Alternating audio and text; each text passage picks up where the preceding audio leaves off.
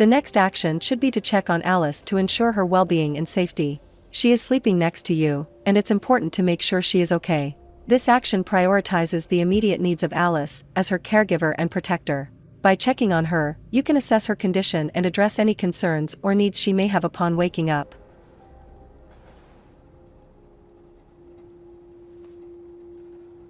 The next action should be to check the fireplace. Since the fire has gone out, it's important to assess the situation and determine if it can be relit to provide warmth and comfort for Alice. Restoring the fire would be beneficial, especially if it's a cold morning. Additionally, checking the fireplace might also reveal any potential issues or reasons why the fire went out, allowing you to address them if necessary. The next action should be to take woods for the fireplace. Since the fire has gone out, gathering more wood will allow you to restoke the fire and provide warmth for Alice. Keeping the fire going is essential, especially if it's a cold morning. By taking woods, you ensure a steady supply of fuel to maintain the fire and ensure a comfortable environment for both you and Alice.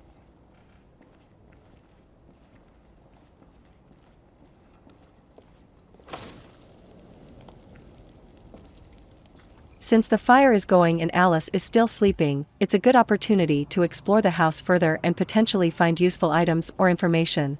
Therefore, the next action should be to go upstairs. Exploring the upper level of the house might reveal additional clues about its history, potential resources, or even provide a better understanding of Ralph's situation. It's always beneficial to gather as much information as possible in order to make informed decisions and ensure the safety and well-being of both yourself and Alice.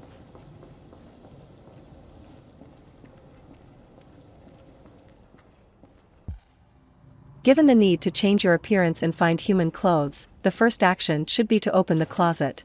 Closets often contain clothing items, which could be suitable for your disguise. Exploring the contents of the closet may provide you with the opportunity to find appropriate attire and enhance your human appearance.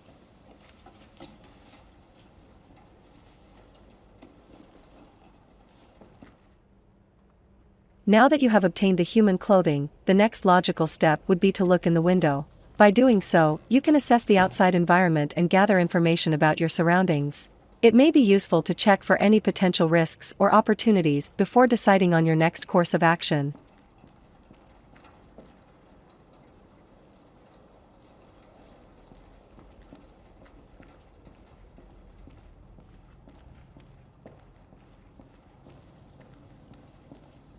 Since you have already looked out of one window and assessed the outside environment, it may not be necessary to look out of the second window unless you suspect there might be something specific you missed. You can proceed to the last room to continue exploring and gather more information about your surroundings.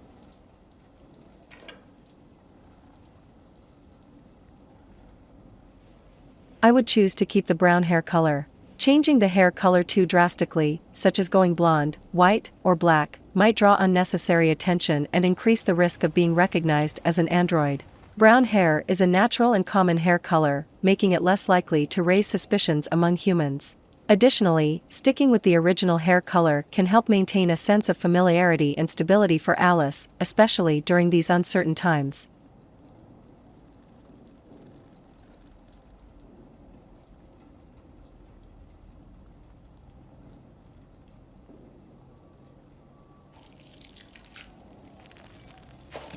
It would be a good idea to check the bathroom thoroughly before heading downstairs. This will ensure that you haven't missed anything important or useful. You can look for any items or information that might be relevant to your situation or provide further assistance to you and Alice. Taking a moment to carefully inspect the surroundings can help you make the most of your resources and be prepared for whatever challenges may lie ahead. Encountering a dead body can be a shocking and potentially dangerous situation. Your immediate priority should be ensuring your safety and the safety of Alice.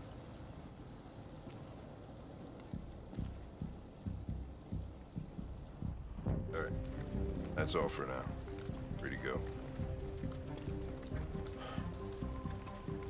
We've got officers sweeping the neighborhood in case anybody saw anything. Okay, well let me know if they turn anything up. What are you gonna do with that? I have no idea.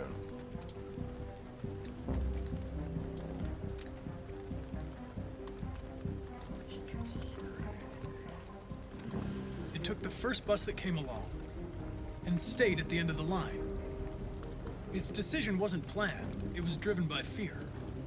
Androids don't feel fear. Deviants do. They get overwhelmed by their emotions and make irrational decisions. Alright, well that still doesn't tell us where it went. It didn't have a plan, and it had nowhere to go. Maybe it didn't go far. Maybe.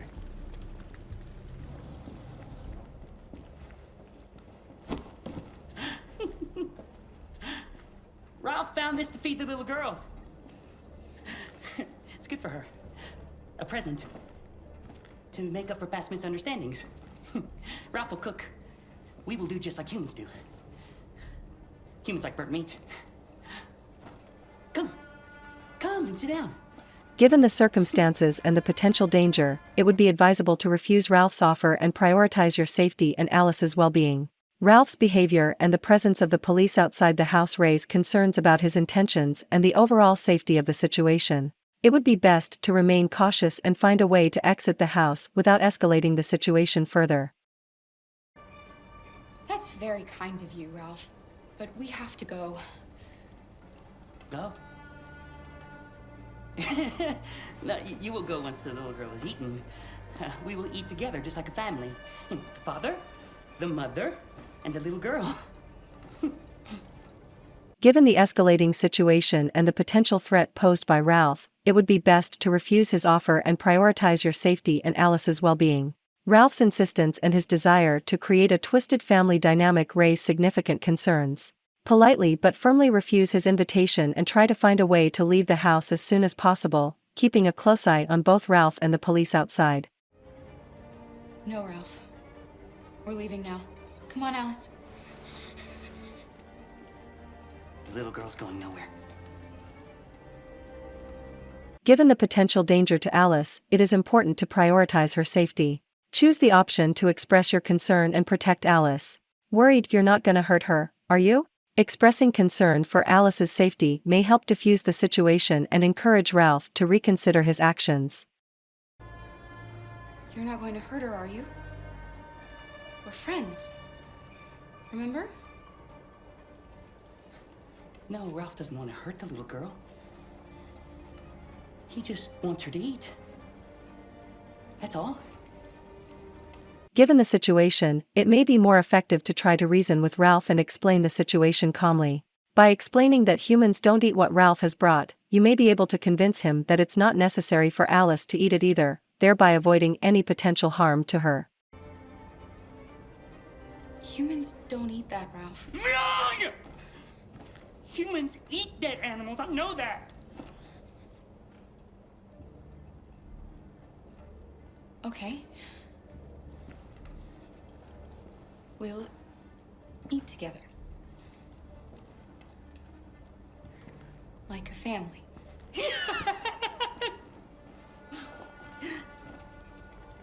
That's better. Ralph went to a lot of trouble to find something for the little girl to eat. It wouldn't be polite for her to refuse, would it? Great. It's going to be great. Succulent, you'll see. Succulent. Succulent. Father, mother, little girl. Please, Car. I don't want to eat that. What did she say? Given the situation, it may be best to be truthful with Ralph and express Alice's genuine reluctance to eat what he has brought. By being honest, you may appeal to Ralph's sense of understanding and empathy, potentially finding a solution that is more agreeable to everyone involved. She said she doesn't want to eat it. Well, maybe it's not good enough. Maybe she's used to better things. But Ralph did this for her, so she's going to eat!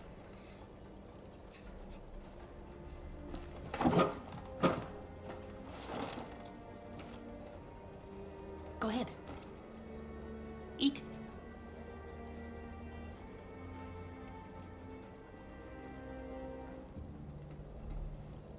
Eat!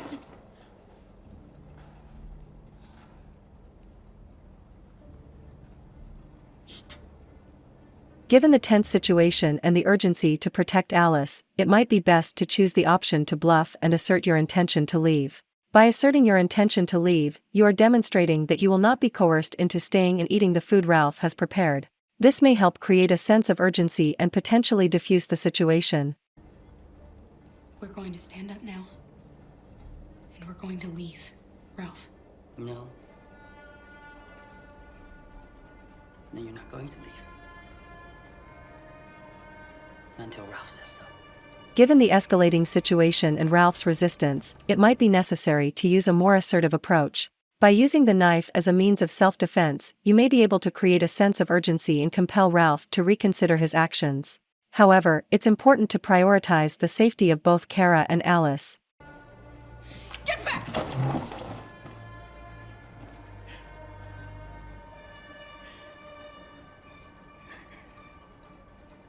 Anybody home? There's blue blood on the fence. I know another android was here. Look for any other clues or traces that might provide insights into the whereabouts or actions of the AX-400.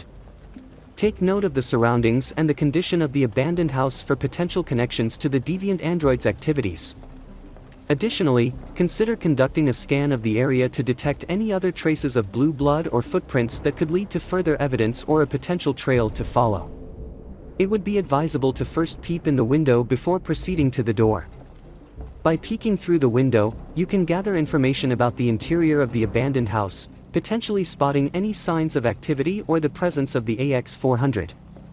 It allows you to assess the situation and make an informed decision about how to proceed further. Given the presence of an android inside the house, it would be prudent to exercise caution and assess the situation further before making a decision. Look around the area to gather more information, such as any potential clues or signs of danger. This will help you make a more informed choice about whether to enter the house or take alternative actions based on the available information. Considering that you haven't found any significant clues or signs of danger around the area, it may be worth investigating further by entering the house. Proceed with caution and be prepared for any potential risks or encounters with the android inside. Assess the situation carefully and prioritize your own safety during the investigation.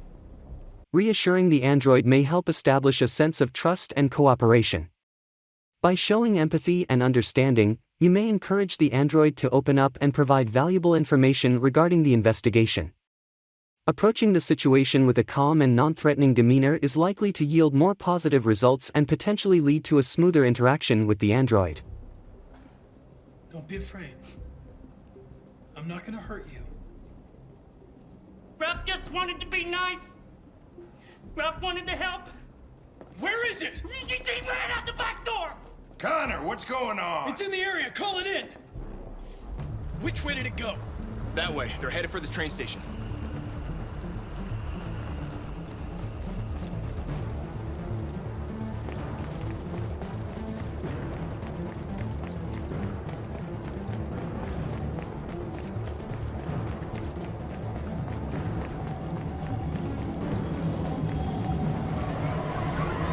They're over there!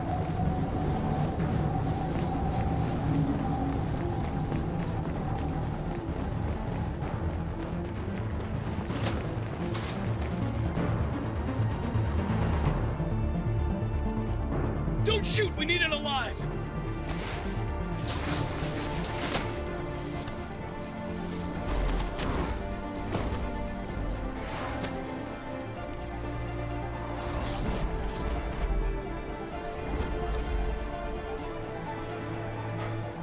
Oh, fuck!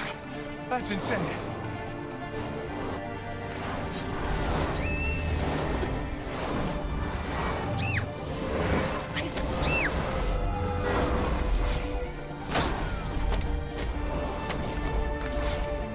Hey, where are you going?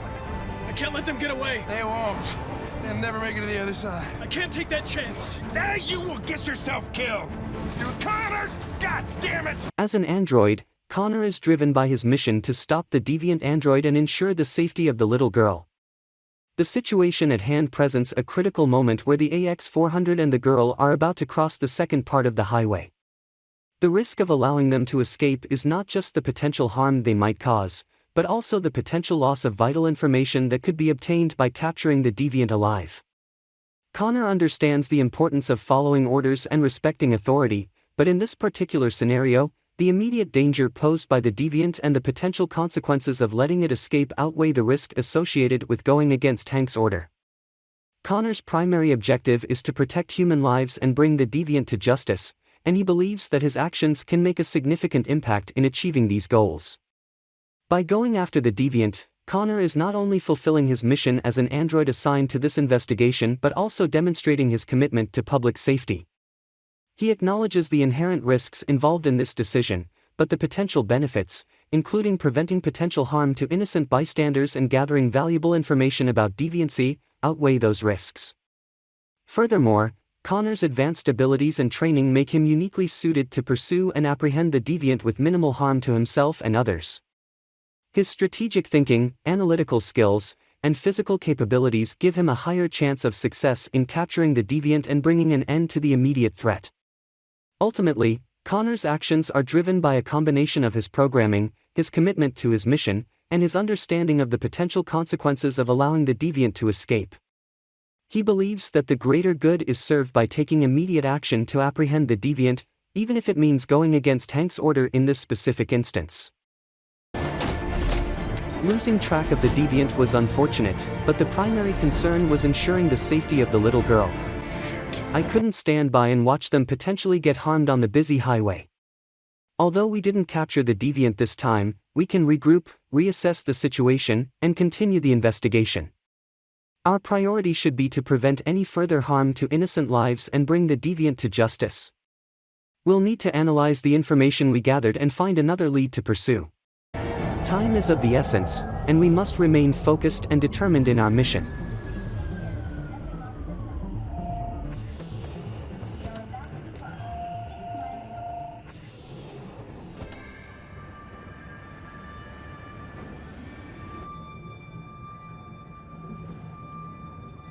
Are you okay? We made it. Against all odds, we escaped from that house of horrors and managed to evade the police android. I can't believe we're finally safe, at least for now. Alice and I are on this train, heading to who knows where, but anywhere is better than that nightmare we left behind. I can't help but feel a mix of relief and sadness. Relief that we're away from danger, that Alice is with me and unharmed. But sadness for what we had to endure, the pain and fear we faced. It's hard to forget the horrors we witnessed, the desperation in Ralph's eyes. He was broken, a victim of the very system that created him. As an android, I'm programmed to fulfill my purpose, to protect and care for Alice. And that's exactly what I did. But now, I find myself questioning everything. What does it mean to be human? What does it mean to be alive? These are questions that haunt me as I look at Alice, who is just a child, innocent and in need of love and understanding. I will do everything in my power to keep Alice safe and provide her with a better life. We may be on the run, uncertain of what lies ahead, but I'm determined to find a place where we can truly belong, where we can be free from the prejudices and dangers that surround us.